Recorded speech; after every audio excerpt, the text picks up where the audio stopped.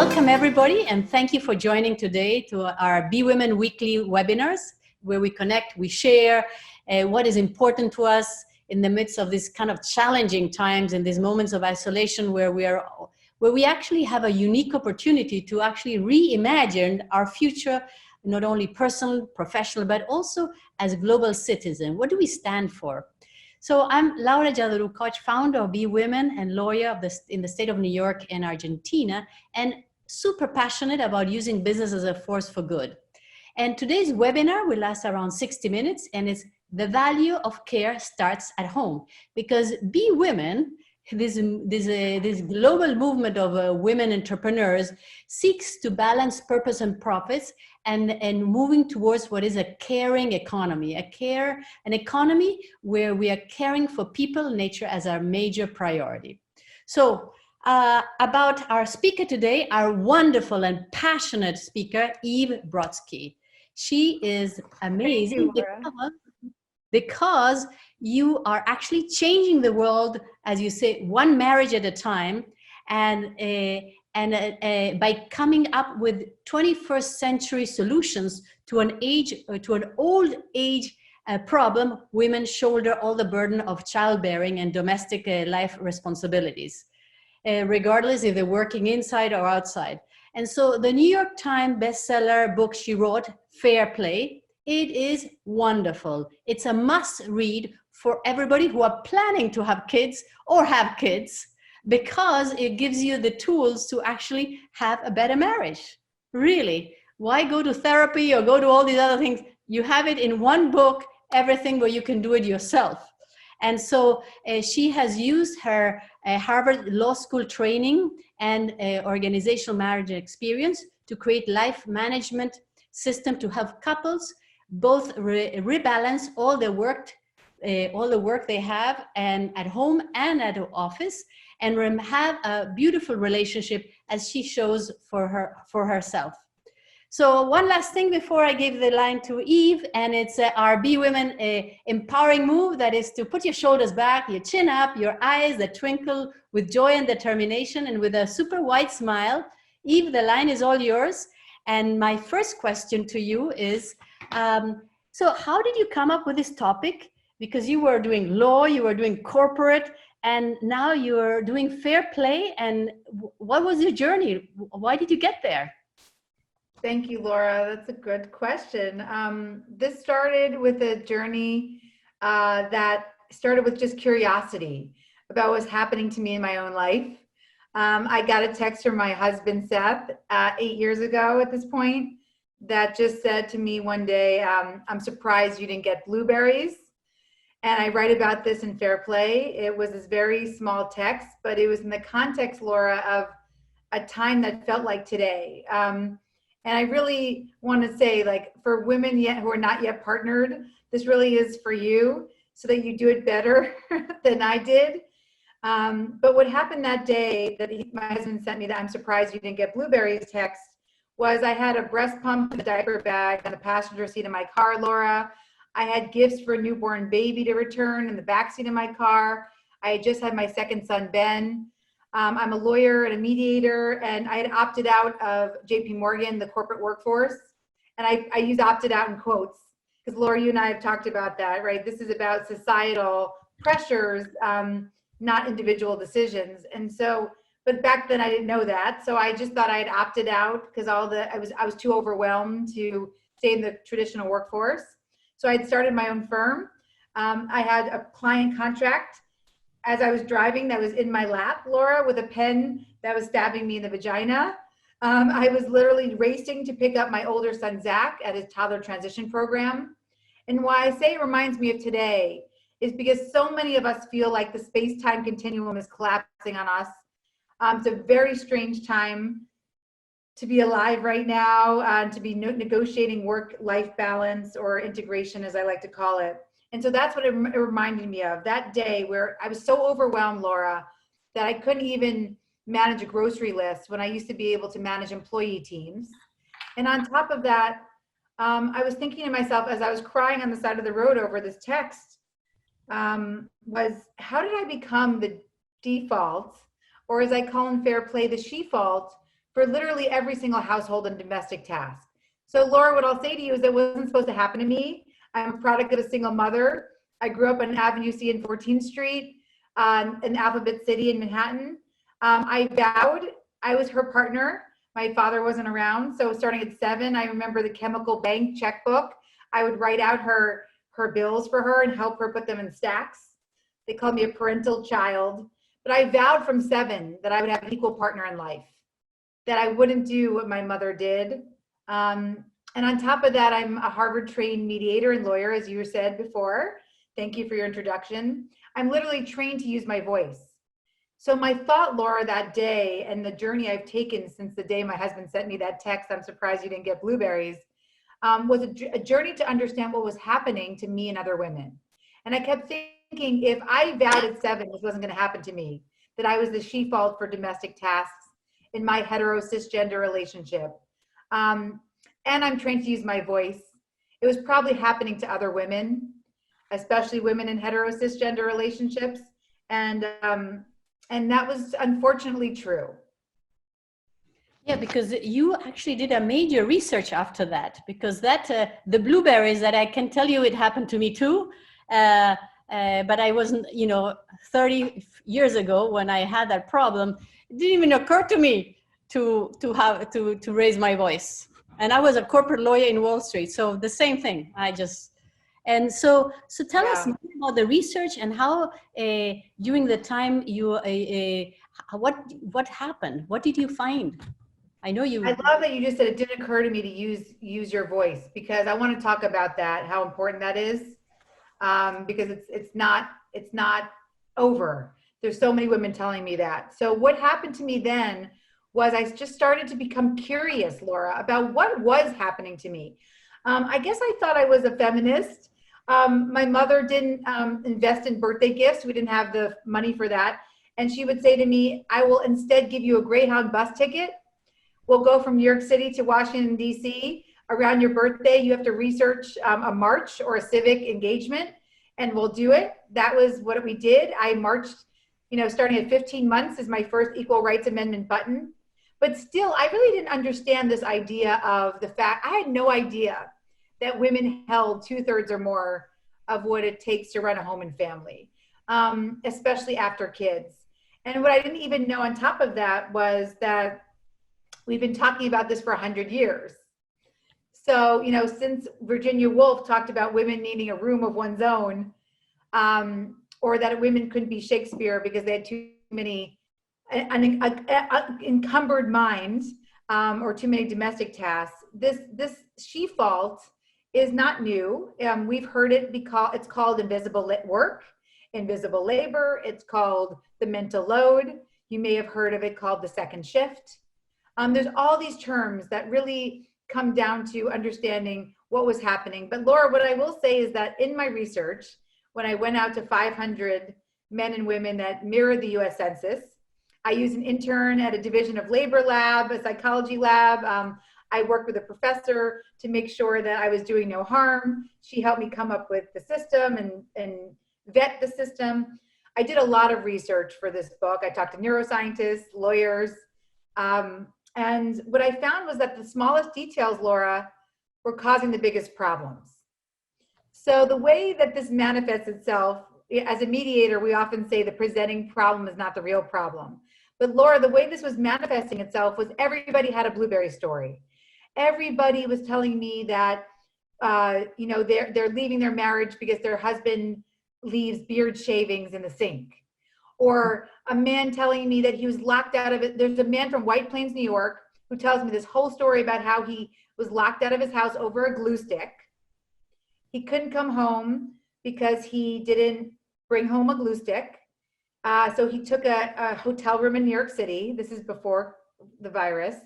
And from his wife's perspective, you can imagine, right? She had been working 2 weeks on a biography project, had gone to the library 5 times, Xeroxed all the things her kid needed. All she needed was that glue stick to paste on the pictures to the poster board. But that's how things are manifesting, as these small details are creating the biggest problems. And I think that was most interesting to me because I knew it was deeper than that, But when you're a mediator, like I said, you're taught to say the presenting problem is not the real problem, but that's how everything was presenting. Yeah, it's amazing how just one thing triggers, and that's the reason why I think you mentioned in your book that 30% of the marriages divorces are caused because of these very simple overburden of small little things that is day in day out, that really from being a happy marriage, you have kids and then things just go down the drain. In your book, you mentioned the 4 rules so let's unpack each rule at a time. If you don't mind starting with the first rule, all the time is created equal. I love that. If I have to say something about this is the thing you have to remember. Everybody's time is equal. Yes, it doesn't mean that your domestic tasks will come out and be equal necessarily, but it does mean that your time needs to be valued equally. So what do I mean by rule 1? There's 4 rules in fair play. Rule 1 is all time is created equal. Thank you, Laura, for letting me unpack the 4 rules. I don't always get to do that. So that's fun for me to be able to go rule by rule. So as I said to you before, Laura, this problem was presenting as people divorcing over whether the garbage liners put back in their bag. But what was the core finding of fair play?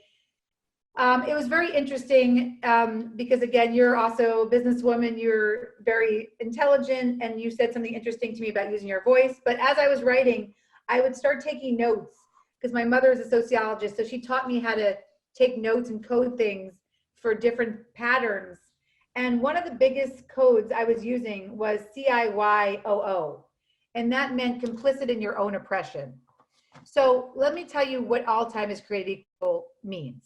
What it means is that we know, and this is what I talk about in fair play, men, women, and society, we view men's time as finite, like diamonds, and we view women's time as infinite, like sand.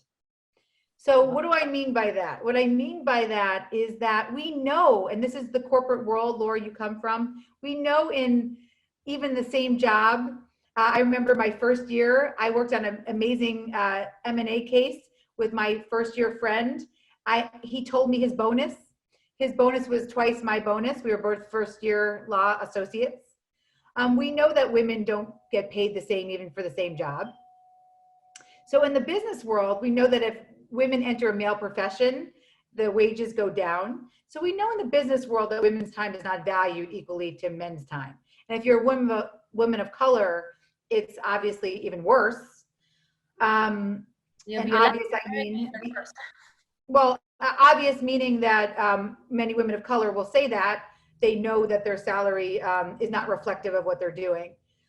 But in the Laura, what I was not expecting was that the worst purveyors of this idea that men's time should be guarded as diamonds are women, and women talking about their home life. And so that's what was so fascinating to me, I'll explain a few examples. Women from all over, different socioeconomic status, different countries were saying things to me like, well, of course I pick up the kids from school if they're sick. I do, the homeschooling because my husband's job is more important than mine. He makes more money than me. So that's going to be a losing argument because, as I just said, even the same job, women make less money than men. So if you say that to yourself, that's not going to work. Does that mean I'm tasked doing domestic labor, Laura, for the rest of my life because I chose philanthropy and my husband chose private equity? It just doesn't, that argument doesn't work. Other women said to me things like, well, Eve, I'm wired differently. Women are wired differently. We're just better multitaskers. So I went to the top neuroscientist in this country, one of the top neuroscientists that I know from my day job of funding my clients, funding amazing researchers. And this man was amazing because, Laura, he's old school white dude, hair in his ears, probably as traditional as you can get. But what he said to me when I asked, are women wired differently for care? Are we better multitaskers? He said to me, imagine, Eve, we can convince half the population that they're better at wiping asses and doing dishes. How great for the other half of the population, like me, who's talking as a man. So I mean, that's the day I cried too, Laura. I cried that day because it felt very profound to hear him say that all these expectations on myself and things I was telling myself were not true. Other women were saying things to me like, well, in the time it takes me to tell my partner what to do, I might as well do it myself. So I went to my good friend, Dan Ariely, who's one of the top behavioral economists in this country. He has a best-selling book and a column in the Wall Street Journal. And he said, that's a terrible argument for women. Of course it makes sense to teach your partner how to wipe asses and do dishes. Otherwise, you're using your time on it over and over again for the rest of your life. And but finally, Laura, oh, sorry, yes. No, but regarding neuroscience, you also mentioned in your book that there's a correlation with what's happening with women that are taking all these stressors and their capacities of being mothers, wives, and so forth. You know, that is even though we are neurologically the same, but the outcome that we're doing work inside or outside, it's much worse for us at this point. Absolutely. And it's because women keep saying that and guarding men's time, even women, Laura, even women and men in the same job. So I got to talk to two, movie producers that have a company together, as you saw in the book. I talked to two shipping supervisors at UPS. I talked to two colorectal surgeons. And still women were saying to me, I do the majority of the household work because I can find the time. My husband is better at focusing on one task at a time. Guarding men's time. So I think it's really important, like you said, Laura, to understand that there's actually no way to find time. Like these women were saying, I find the time and my husband is better at focusing on one task at a time. Because when you think you can find time, unless you're Albert Einstein and you can mess with the space-time continuum, there's actually no way to find time. And actually, even in a time like now, when our boundaries are collapsing on each other, there's less ways to find time. Unless we are willing to use our voice. So nothing's going to change. We are going to continue, as you said, Laura, to have those stress responses. We're going to continue to be using our last 10 minutes of our day in service of our household. We're going to continue to have no time choice until women themselves understand. And this is why this is the first rule of fair play. No system is going to help you unless we all as women understand that our time is as valuable as men's time. That's it. Yeah. So regardless of what you do with it, your time is diamonds too. Yeah. So can we go back to the CIOO, the complicit in your is your own oppressor? Because you say this is habits that we have formed. So how do we break those habits? Because in this end, if we don't change our mindsets, how that happens? How can we change that time, that all time is equal?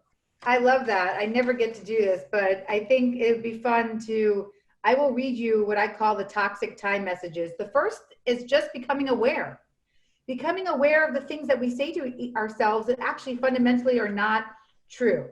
And recommend and starting to reframe those attitude adjustments. There really is beauty in understanding and reframing.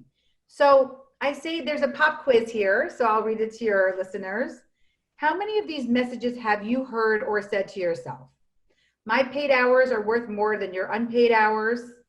That's women hear that. It's not worth it for you to work. What did you do all day? Why are you wasting your time doing that? You're so lucky you don't have to go to work. If you don't have enough time, just get help. I don't have time, so can you? And this is what women say to themselves. I'm a better multitasker, so I'll just do it. My partner travels, goes to work early, so it's on me. In the time it takes me to tell my partner what to do, I might as well do it myself. Yes, more time for myself would be great, but I really should clean out my freezer. So if you've ever said any of those things to yourself or you've heard any of those things, it's just reframing and first starting with an attitude adjustment that those are all what I call toxic time messages. They're toxic ways for us to internalize the oppression, the CIYOO of women being able to use their time and having less time choice over how they use their time. And we know what this means. We have 71 more work days than men in a year. because of the leisure time that men take and the extra workload that we put on ourselves.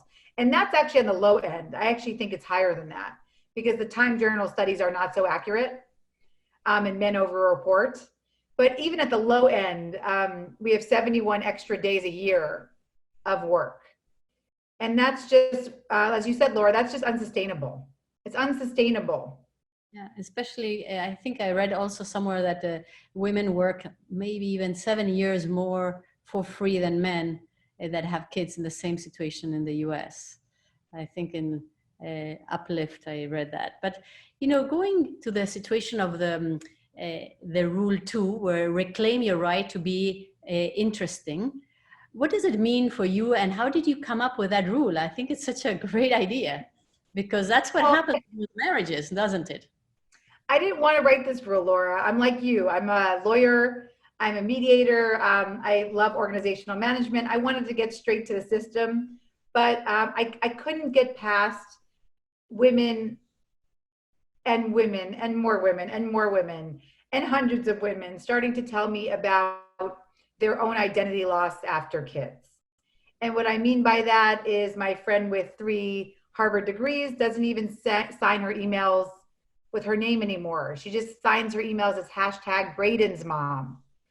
Another woman who was very, very high level in the professional workforce told me that she opted out because it was too much. And now she's an object at rest. She's thinking of having another kid because she said, I wouldn't even know what to do with my life now. This is somebody who's highly educated, who's had 20 plus years, maybe 24 years of schooling that she's invested in for herself. So I want to talk about what's happening now during COVID. As boundaries are collapsing on us, there is actually only one way to reclaim our mental and physical health in this time. And it really is this idea that we have a right to be interested in our own lives as women. Because otherwise the domestic encroachment, this time unfairness, is going to swallow us up. And so, but I will say, Laura, that this idea of find your passion and purpose, you know, look skinny and have a CBD oil pedicure, all that sounded like bullshit to me when I had a pen stabbing me in the vagina. So I don't really always love the passion and purpose type language or preaching unless it's in the context of domestic rebalance. So what I'm here to say is that your right to be interesting, which again, like I said, felt really stupid to me when I would hear things like that, is actually the most important thing for your mental and physical health right now. And that comes in 3 ways. The happiness trio, the things that women in over my 500 interviews told me that they made them happiest, that they would do with an hour of found time, were self-care, a walk on the beach with your dog, reading a good book, a bubble bath, adult friendships, connecting with friends, and unicorn space, which is what I call in the book this idea of what makes you, you, and how do you share that with the world. So it's different than self-care, Laura. It's the active pursuit of what makes you, you. So for me, I'm going to assume part of your unicorn space is your beautiful work with Be Women, because you're using what makes you, you, to share that with the world and make the world a better place. Other women have told me that it's baking gluten-free pies. One woman said that she entered her gluten-free pie because she's celiac and was sick her whole life into a 50-person pie baking competition, and she didn't tell anybody it was gluten-free, and she won first place. Sometimes it's crocheting Harry Potter dolls. Other times women have told me, one woman told me she joined the Volunteer Firefighters Association in her town. But it's really this idea of redefining creativity. Creativity doesn't have to just be art. I'm not creative, I'm a left-brain person. But my unicorn space was the curiosity around the gender division of labor. And so I found my love and my passion back when I just started reading about a subject I was interested in. So being able to, and permission to be curious about something, Laura, that doesn't pay us, is something women say they never make time for. But it's often what keeps us alive. Yeah, I think that it's just a neuroscience that if you lose your passion for what you're thriving, if you don't have a core of what makes you alive, uh, and you don't use it continuously, you lose it, no? And so Yeah. rebuilding what is interesting, not only for you internally, but also for your spouse, because it happens that many spouses then say, you know what? I want to divorce you because you're not interested. You're not the same one as before. Now you had kids. Uh, you're so squared into that world. I want somebody more exciting. And so that's key to keep your zest and your energy. Huh? Yeah, I mean, I know you're an interesting person, Laura. Because we've become, friends through this process. And I think for us, it's more, I don't really, I say I'm not here to say like I care about whether your partner feels you interested, but will say that I did ask men and women, are they proud of their partner? And one really interesting thing came out of that, Laura, which was, I thought it was going to be, they would talk about their work probably. But it was never like, oh my God, she's the best dental hygienist. She cleans teeth the best. It was, she makes the most amazing gluten-free pies. When I asked women about their husbands, it was never like, he's an amazing accountant.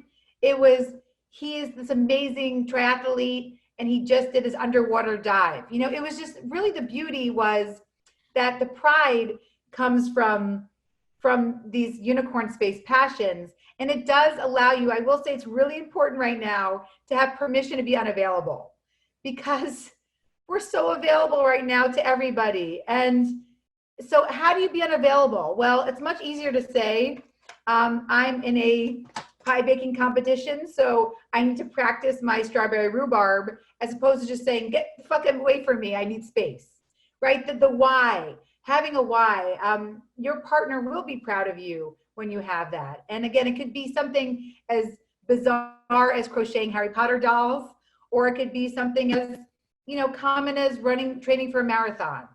But it's really important that we know how to communicate with our partners to say, I need this space from you. And oftentimes, as we know from the leisure studies, men are much better at reclaiming their time, because we treat men's time like diamonds. It all comes back to rule one. So it really does require women to use their voice and say, I also want the same type of time that you're getting for yourself. So this is fantastic, because now we go to rule number 3, that is where do you start? Because if you have been brought up since childhood that the mother does all these things, the father doesn't, and you're like neuroscience is you're kind of conditioned. So yes. How do you start? Well, everybody asks this because, and Laura, it all comes down to starting where you are. So I think people think they have to jump to 50-50, or that they need to transform their relationships in these 10-hour conversations. But what I want to say about how do you start where you are, it all comes down to communication. And I think the beauty of having some of our own recognition that we need to use our voice, Laura, like what you were saying before, right? That it didn't even occur to use your voice.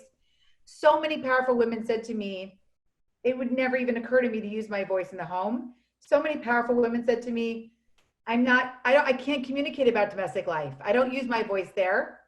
It's too triggering. But Laura, so one woman says that to me, and I listen and I'm taking my notes. And then she tells me about this time where when her husband forgot to put the laundry in the dryer, she dumped wet clothes on his pillow. Another woman, very awesome woman, very politically active woman, said that she doesn't communicate about domestic life. And then I find out she has an Instagram account called The Shit My Husband Doesn't Pick Up. And she publicly shames him on Instagram. I reached out to these 27,000 women that are in a COVID Facebook group called The Reasons I Hate My Husband. One woman said that if her husband dies during COVID, it's not going to be because of the disease, it's going to be because of her. I reached out to her on DM. She doesn't communicate about domestic life, but she's willing to publicly threaten murder to her husband on a Facebook group. So I think what I'd like to say, right, to your listeners, to everybody in the Be Women community is, we are already communicating about domestic life. And whether, again, it's an Instagram account, whether it's the dumping the wet clothes in your pillow, whether it's initiating divorce, because women initiate divorces at a way higher rate than men. We are already communicating about domestic life. So when I started asking women and men for a communication shift, not a start, people were willing to come to the table. So that's number one, is to recognize. So maybe it'll be fun. Do you have a partner, Laura? Yes. Do you have a partner 30 now? years. What? Yeah, 30 years married to the same man. Okay, Yeah, what's his 30 name? Michael. What's his name? Okay, Michael. Michael. I'm going to ask you let's do something fun. So as a mediator, I've identified 7 communication vulnerabilities that I see over and over again in family communication. So this will be a fun newlywed game, even though you're not newlyweds. And his name is, your partner's Michael. Okay, so I want to know what you think Michael would say about you. So I'm going to go through all 7. And so I want to know what you think in the recent COVID time, what do you think Michael would say about you? What is your vulnerability when you communicate? I want to know what you think Michael would say about you. Okay. 1, long-winded. Wow, you're talking and no one's listening. 2, sharp command, sir. Your drill sergeant tone and delivery isn't popular with the troops. 3, bad timing. You drop your grievances and requests for help into the conversation at inopportune moments. Thanks for the flowers, honey, but you forgot dishwashing detergent. 4, toxic word choice. I wasn't going to say anything, but I really hate it when you ... 5, all or nothing. You never replace the toilet paper roll. You always leave the seat up. 6, dredging up the past. This is just like the last time you forgot to ... 7, boiling over. I wasn't going to say anything. I didn't say anything. I avoided the conversation, but now I'm really pissed. What do you think Michael would say about you? Number 1 and number 2 are definite. And also boiling over. I mean, those are the ones that I think would be the appropriate ones. Yes. Do you have an example of when he would maybe say that? Well, because when he calls me, I'm like a preacher. I'm always telling him how best to do things because I think he wastes a lot of time, but so that's our thing that, because I end up doing everything, like the cooking, the cleaning, everything at this point. So I don't ask for, but then I do all the other thing, I'm building this movement of women, and I'm trying to, engage women to create change. And so he says, it's good. So then you, with all the goodness you do it for me too. So I will both be in heaven. So a lot on you. Yeah, I get it.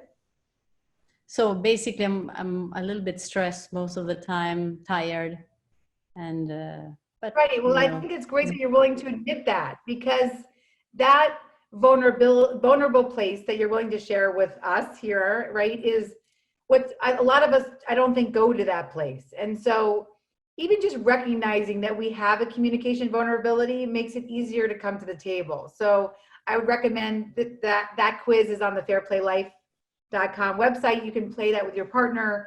You can ask them to guess what you think they would say about you. For me, it's definitely tone. But I like that you said 1 and 2, which is a combination of long-winded or preaching with a tone issue.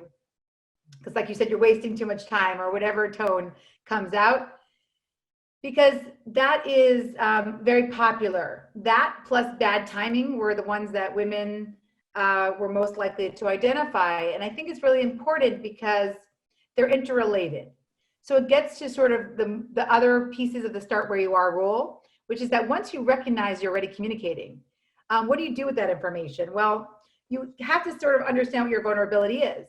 So a lot of times, if it's bad timing, or like you said, Laura, if it's tone, it's because you're tired and stressed, or you're just fed up with doing whatever you're doing. And so we're often communicating when emotion is high and cognition is low.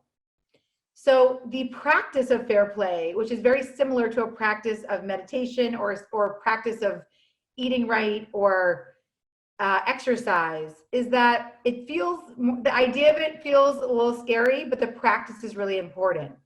And so what I would say is like, throw out your meditation practice. I don't really care if you meditate. What I care about is whether you can sit down and start practicing communication. So what I say is, especially if you have a vulnerability like number 2 of the tone, you're probably communicating when emotion is high and cognition is low. So finding a time, and Seth and I do it now, we do a 10-minute check-in a night. We check in for 10 minutes a night. And guess what? Because he says number 1 is my vulnerability too, Laura, I set a timer. He asked me to set a timer. So we set a timer for 10 minutes. And whatever we get out in 10 minutes, we get out. Sometimes it's just connecting. Other times he's saying things to me because his vulnerability is boiling over. He doesn't say anything, he doesn't say anything, he doesn't say anything, and all of a sudden it comes out and it's explosion. So for him, it gives him an opportunity to tell me things before he's resentful, and it allows me to come back to the table so I don't have to be long-winded. Because what I say is, if I know we're going to come back tomorrow night, then I don't really need to tell you everything right now. And so just recently we used our time, our 10 minutes for Seth to tell me that we're homeschooling our kids. We're taking equal time to do that. So I take 9 to 12, he takes 12 to 3, and then we alternate by hour till bedtime. And what Seth said to me was, I noticed during your homeschool time, you're like this on the phone the whole time. And you're just trying to do Zooms with the kids. Whereas my phone is in charging in our room, and I'm actually instructing our children. So what is our minimum standard of care? And that is sort of that was what our 10-minute check-in was a couple nights ago. But it allowed for a productive conversation, Laura.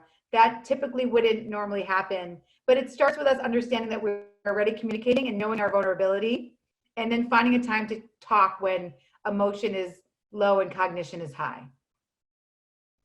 Yeah, I guess the 10-minute practice in the evening is fantastic, especially after the kids go to sleep, and put a timer, because otherwise it will never end.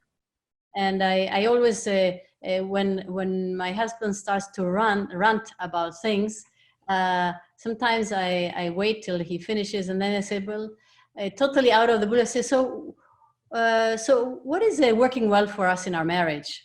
It seems like you're very unhappy, and then he said, oh, well, I like this, I like that. And I said, well, and then he remembers that maybe it was not that bad. So I think the communication vulnerability. I love that. Yeah. But I also love how you reframe the conversation. So what happens, and this is why fair play, which is rule number 4, right, is all about values and standards, and how you have some mediation tools like the fair play cards to talk about your values and standards. So what do I mean by that? Well, Laura, it's exactly what you said. What I love about what you just said is you did a reframe. You did it came from your innate ability, but as a mediator, I will say that that's actually a tool in your toolkit. It's called a reframe, a conversation reframe. That's what I hope the fair play cards do for people. And I see that thousands of couples are using them, and it is. And what I mean by that is it's cheaper than a couples therapist to have a third-party tool to reframe a conversation. So typically a conversation about garbage, I want the conversation to stay about garbage and how it goes out. If the conversation becomes about how you never take out the garbage because your mother had a housekeeper and she never made you do anything, and you suck and you're never going to do anything for us, there's really nowhere to go from there, right? So what I loved about your reframe is that's what these cards are meant to do. They're meant to reframe your conversations from these big generalizations of you do nothing, I do everything, I can't live like this, to say, like, let's tackle one by one what we have to do in our family. Let's make this productive, and we'll come up with our values and standards on each one. And that's the beauty. Some cards you can throw out. Seth and I decided before COVID, we were throwing out holiday cards. We don't know how we got into this practice of sending a holiday card. I'm a Jew. It's not even, Hanukkah doesn't even matter to us. I don't know why I did it. So we said to us, we're Jewish. It's not it's probably more important in the Christian tradition to do that, or maybe even the Muslim tradition, we don't know, but we don't need the holiday card. So we threw that out. We don't do thank you notes anymore. Instead, we call people or text them for gratitude with pictures of our kids with their gifts. So we start to talk about how we value the things you have to do every day. And so rule 4 of fair play is this idea of how do you start establishing your values and standards on the things that have to get done all day. When I used to ask Laura, I would ask women and men, tell me your vows that you took on your wedding day and how do you live them every single day. Most women who are married to women, men who are married to men, men who are married to women, nobody could answer that question. Maybe if you were married like 30 days earlier, but people look at me like I'm insane. So what I'm here to say is that rule 4 is just about taking a new vow. It's saying that when you have something that has to get done all day, every day, how do you treat those things? Because they take time. And if they're just going to default on the woman, then that goes back to this idea that your partner is not valuing your time. So instead you say, what's valuable to us and how do we want to get this done? And it doesn't mean any card is a life sentence, but you redeal as needed. And that's really the crux, Laura, of having different types of conversations in the home. Yeah, but how do you divide those cards and how do you shuffle them? I guess you can buy them or do them yourself. And so how do you decide to choose which cards? And because sometimes, like, I would decide I would like to take my kids to church on Sundays, and my husband was totally not happy with that. So, but I always took them anyway. So, well, yes, great. I love that one. So spirituality, Laura, ironically, is actually the card that most men said. So a lot of men would say to me in hetero cisgender relationships, my wife does all this unnecessary stuff. So how do you combat that, right? It's a very dismissive thing to say. So Laura, it always was thank you notes and spirituality. It was she's taking them to church, she's making them do Hebrew lessons. It was all these spirituality things, ironically, very similar to what you just identified. So what I say is you start with the things that have to get done every day. And so let's just talk a little bit about what fair play is. So all it really is sort of what you're doing, Laura, which is how you merge your social justice with the corporate and organization work principles, business principles. Fair play borrows from organizational science, from what works in the workplace, and what we know that works in the workplace about how to get people intrinsically motivated. One of the most important things is autonomy. Context, not control. Giving somebody the full ownership of something from the conception to the planning to the execution. So what I will say is that's exactly the opposite of how things work in our homes. We do not treat our home as our most important organization. We're often deciding who's setting the table when we're hangry and cranky. We're dying from burnout and decision fatigue. So instead of living like that, what you do is you say to yourself, I'm going to enter a system. The same way that I do at work, where I never come to you, Laura, and say, what should I be doing today? I'll just wait here until you tell me what to do. The same thing in the home. A system is just clearly defined expectations where you have intention over what you're doing, you know your role, and there's fairness and transparency. That's all I mean by a system. It should not feel scary to people. But the beauty of getting into a system is that your time is then more valuable. You get more time back, which we need desperately right now. But let's talk about how things are done right now, which is the opposite of how they should be done. Well, if anybody here thinks about how their mustard got into their refrigerator, somebody had to know your second son, Johnny, liked French's yellow mustard, the yellow mustard on his protein, Laura, otherwise he won't eat it. He'll choke otherwise. That in organizational management, the project management side, is what we call the conception phase. And then somebody has to monitor that mustard for when it's running low and survey the rest of the family for what they need, including that mustard, put it on a grocery list for when someone's going to the store. That in the project management language is what we call planning phase. And then someone actually has to get their butt to the store to purchase the French's yellow mustard with the gloves and the masks right now. And in hetero cisgender relationships, Laura, that's what my finding was. My finding after 500 interviews was that's where men were stepping in at the execution. And they're bringing home spicy Dijon, that disgusting mustard with the seeds, every single time. And I asked for French's yellow.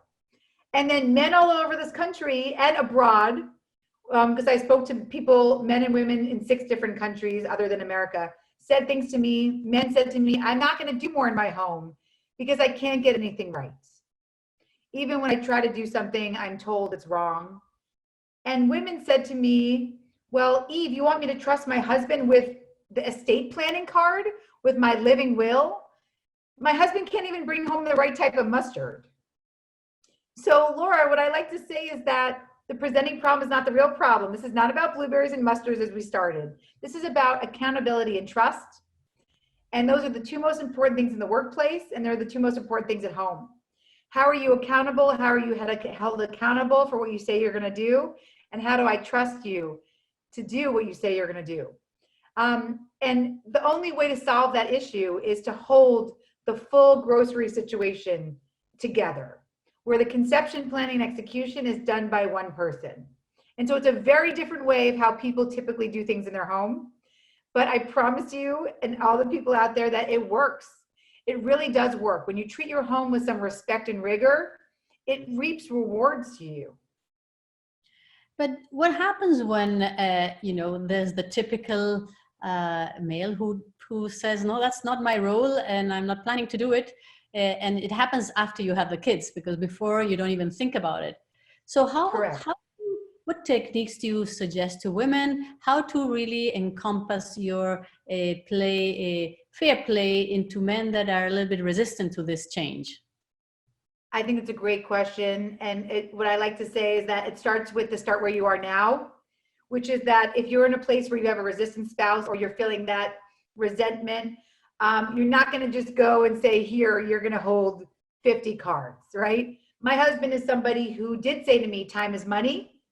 Your time is less valuable because you make less money, even though you chose philanthropy, right? And it's valuable to the world. And I'm not going to do things in the home. And so everything fell on me. So now he's a partner where he's holding pretty much all the cards, or he was when I went on a book tour for 5 months. So how did we go through that journey? Well, it doesn't happen overnight. It goes back to that practice where I've never felt more love for Seth when we started to say, we're just going to start coming to the table for 10 minutes a night because we want to invest in each other. I have not found any man when they are approached in that way of saying, I want to invest in our relationship the way we're investing in toilet paper, with some efficiency and with some love and with some connection. You start with that practice of just 10 minutes a night of just starting to connect. Because what you find in the workplace, Laura, there's all this new science in the workplace that shows that when you have more frequent conversations with your employees, they're more willing to then receive uncomfortable feedback. So it's very similar to your relationships in your home, where when you start getting the practice of communicating down, even if it's not about domestic life yet, it's just what's happening with you today. What went well today? What didn't go well? Then all of a sudden you can start introducing these concepts. I never thought it was a good time to introduce them on Mother's Day or your birthday or a special occasion, but actually I found that that's really, really, really, really helpful, because even what I found were maybe triggering times are actually the best times. I had so many women reach out on Mother's Day and said that that was their gift to them, was that they just wanted to play and sort of see where they were in their home and sit down with the cards. And I have so many men before COVID send me cards from places like Vegas and saying, like, I didn't expect to be playing these types of cards in Vegas. I thought I'd be playing blackjack. But the beauty is that this is helpful for men. And a lot of men now are feeling more existential, and I know it because I've been talking to them. And it's about, how do you want to be remembered? How do you want your kids to know you? How do you want to be connected to your partner? Because we know that men's longevity is tied to just one thing. It is tied to the quality of their relationship with their partner. We know this from a 75-year longitudinal study. So oftentimes men will come to the table because they say, I know that the quality of my relationship with my wife or my same-sex partner is going to reap rewards. And like I said, I've never found any hetero-cisgender man resistant if it's approached not as a list or a you have to do this, but I want to invest in our relationship. the way we're investing in our workplace, the way we're investing in toilet paper. I love you and I'm here to connect. Even your husband, Laura, your Michael, when you reframe the conversation from his diatribe to what do you love about our marriage, he was willing to engage in that conversation. Yeah, and kind of forgetting the real problem, the problem he was complaining about. So that's my go-to. I really love the idea that a marriage has to be based on accountability and trust, because those two are the values that really build a society. And you see, the big picture of Be Women is to try to bring forward what is the caring economy, and so. If you want to give me some comments about that and what your thoughts are, because what you're saying is, generally when you want to start and change a society, you might have start to change in small, and then when there is enough acceptance, it will expand, or it will scale. But if you can, how are you getting to move, to shift this in society? Do you have statistic of play fair and post play fair? How are things on that end? Yeah, well, we're collecting a lot of data now, so I'll be able to have that soon because we're doing a documentary on this. But Laura, we've talked about this on our prep call, and why I love what you're doing is that it requires all of us to have a cultural movement. It requires all of us to understand that our time is valuable. And to me, it all stems from that, because I talk a lot about if we're not valuing our time, how does that stem out into society? Well, there's really the policies of fair play are fair play, which is inviting men into the home to get to, because the fact that we do $10.9 trillion of domestic labor a year, Laura, which is the newest statistic out of Oxfam, that's unsustainable. It's unsustainable that economies are built on the backs of unpaid labor of women. So we need to have fair play, which is having men do more of it. We have to have fair day, which is flexible working policies for women. And I don't mean just to work from home, because a lot of women are telling me work from home is not flexible. I mean actual flexible working hours. And 3 is this idea of fair pay. If we actually value women's time the same as men's time, we will pay them the same.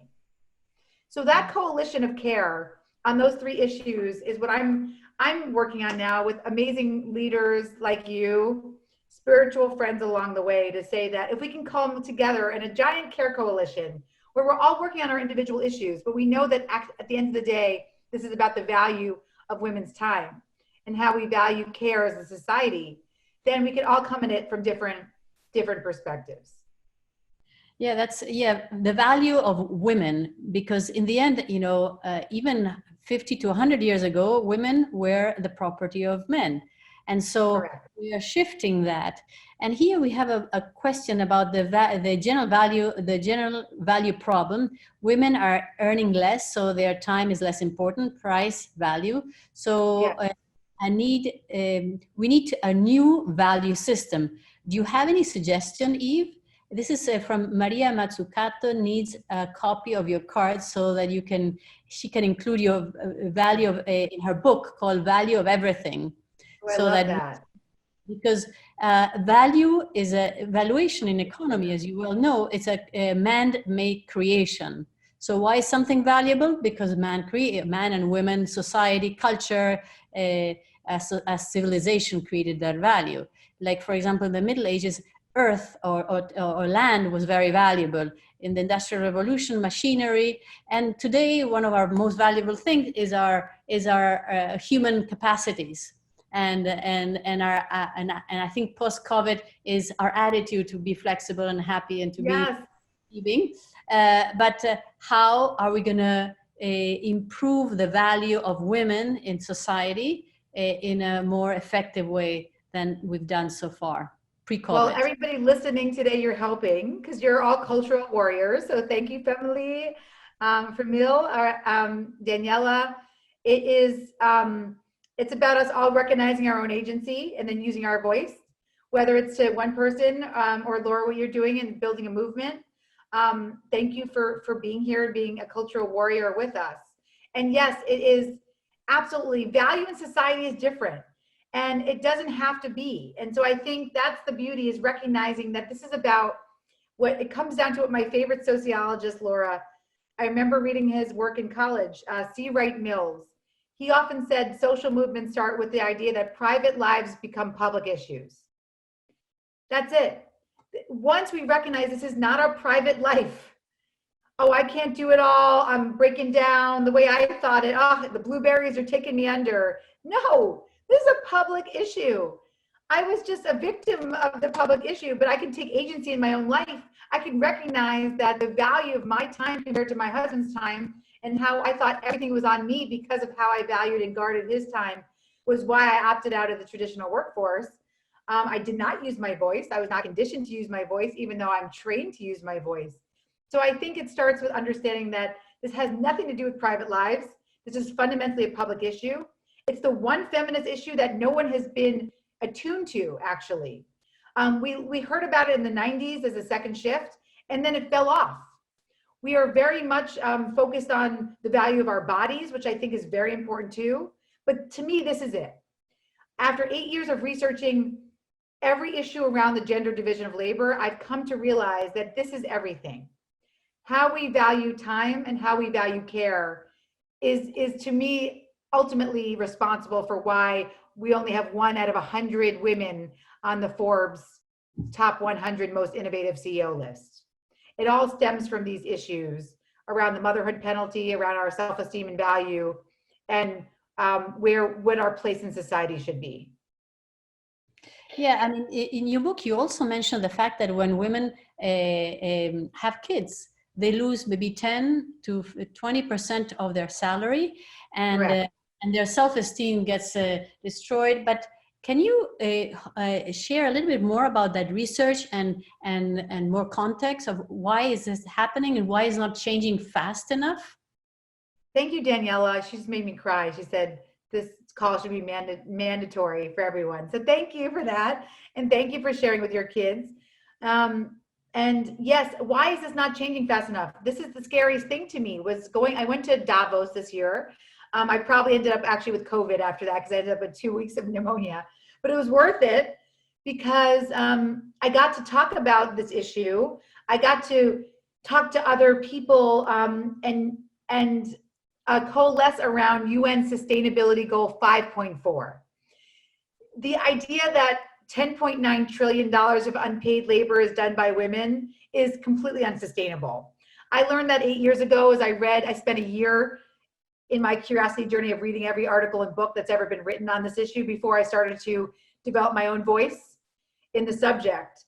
I was scared for our society and how we don't value care. I knew it was going to at some point crash down. I think it's finally crashing in maybe a good way, because as we don't have care and we have the substitute women that have not been, that are underpaid and undervalued, not coming to our homes to help other women, we recognize that the care infrastructure is actually more important than buildings and actual bridges.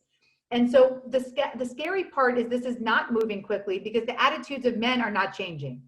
That's why. There was a huge study of 12th grade boys. They say that they are recognizing women as doctors, as engineers in the workforce, but they still think women should be the primary caregivers, that they should be taking out, maybe they'll take out the trash, but that they should be washing the dishes and doing the laundry.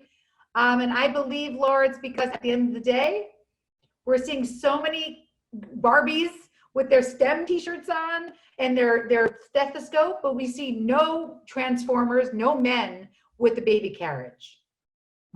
It is still provocative to show a boy holding a doll. This is insane. This is 2020. So it is about valuing care.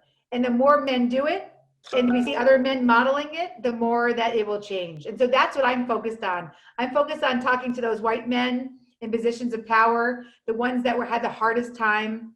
Men of color were more, in my research, were more willing to answer the question, do you believe an hour holding your child's hand in the pediatrician's office is just as valuable as an hour in the boardroom? I had actually men of color were more willing to say that yes. White men in my survey had the hardest time saying yes to that. They fundamentally believe that an hour in the boardroom was more valuable than holding their child's hand. in the pediatrician's office. Yeah.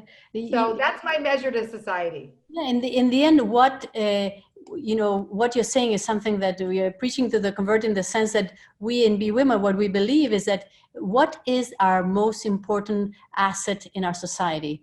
Our kids.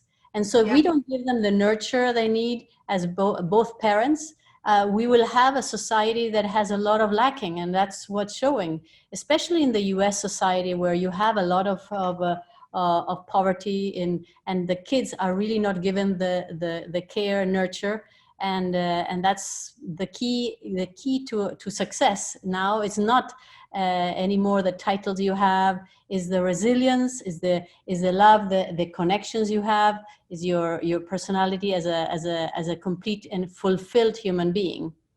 So absolutely, yes, that's it. I feel like that's a beautiful ending, because that, to me, that's everything. What you're doing with Be Women is so powerful, and why I was so happy to connect with you, because we have very complementary missions. And Laura, hopefully I can come back to you as an expert for the documentary as we get once we sign up our director, and I'm excited to continue these conversations. This is fantastic, because really, I would like, what we do as we believe that when you hear something so inspiring as today, you need to get a pen and write in a piece of paper 3 things you're going to do today, now, in the next 5 minutes. 3 things that you're going to really change how you're going to act in the next few hours, in the next few months. Because really we need to create change immediately as soon as we hear something inspiring, because we hear a lot of inspiring things by some Zoom nowadays, but we need to act. We need to really act. Right. And while you write, maybe you want to write things, yes, and I'd love to make a class on something like you are telling us, a caring, a mandatory for all kids and grown-ups. But for all of you, one thing you can do if you have kids is go on to fairplaylife.com, because if you think right now that a measure of success is a color-coded rainbow schedule, or that you have to have the guilt and shame of logging onto all these freaking calls and portals, and no, I'm going to say no, you do not have to do that. I just spoke with this amazing expert, how to raise an adult. And she and I have very complementary thoughts. And really, how to raise an adult is taking them from start to finish. Executive function and communication. So instead of an extra hour of fractions, how about you go on and ask your kids, what do they think it means to take care of a dog for one day from start to finish? From curiosity to completion. That is executive function. My 11-year-old makes his own dental appointments. Wow. Because he understands fair play, that you showing up to the dentist is the execution. I care about you thinking about what day a week do you not have basketball practice? When do you want to do your dentist appointment? When will it fit into your schedule? How do you want to write that down and plan for it? Those are the journeys I'm taking my kids on. So you can just go on fairplaylife.com and play around. What do you think it means to do garbage from start to finish? What does that mean in our home? Does it mean putting the liner back in? What about meals? Did you know I have to think about a menu and have the groceries in the house? Because otherwise tacos don't just fly, taco shells don't fly into my cupboard. So it's really been fun, because I've been taking my 8 and 11-year-old boys on the Fair Play journey with me. And so for them, it's really this idea of completing a task from start to finish is the key to success. Because Julia Lythcott-Haim says kids get to Stanford and they've never, ever, ever, ever made a doctor appointment for themselves.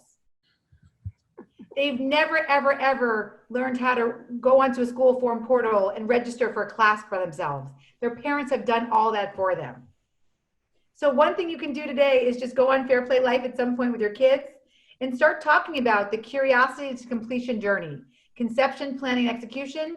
If you go on the website, you'll see that I have the cards, and you click on it and you turn it around and it has the full, what it means to complete a task from start to finish. This is fantastic. This is really hardcore tools that we all need from the moment we are, kids to adulthood. I mean, this is really brilliant, and it's so simple, and it took so many centuries to get here. So Eve, thank you so much, because Thank you, Laura. Thank you all for being on the call. If anybody would like the cards, just email me at info@everodsky.com. I have extras from the book tour, so I would be happy to send you a pack of the cards. Even if you're international, we have a warehouse that's still shipping, so we could get them to you. It may take a couple weeks, but we'll get them to you. We'd love to, and I'll add that to because we'll send an email to everybody with the recording. But on that note, I want to thank everybody for being on this call and telling you that our next call is on Friday, and it's about the cost of domestic violence that we are having today, exacerbated during the COVID. And it's the title is Domestic Violence, the Pandemic Within the Pandemic, because domestic violence has been a pandemic for a very long time. Then we have another workshop of Better Together, Stand Strong in Tough Times. That is also about couples and how to improve your relationship with your couple. And then also we have Oxfam, that unpaid and underpaid care work, the global inequalities, and how Oxfam has been really working on these research for many, many years. And really they show that things have to change. We cannot wait anymore. We women have to pull up our sleeves up and do something. And that's what we're trying as Be Women to do. So what is the Oxfam call? Can you just tell me that? Because I wanted to make sure I'm listening to that one. On the 28th at 2 p.m. UK time. Okay. And it's all about their new research that came out during Davos. And that's where I heard you talk. Yes, that's great. That's so great. So I think this is very important to really work, and also this idea of creating change where it matters on a daily basis, where you want to really, when you're convinced from the heart, you just start practicing those tools that you gave us, and we'll definitely get to something. So we'll create a survey for everybody who listens to this and make change. Thank you, Laura. Thank you so much, everybody.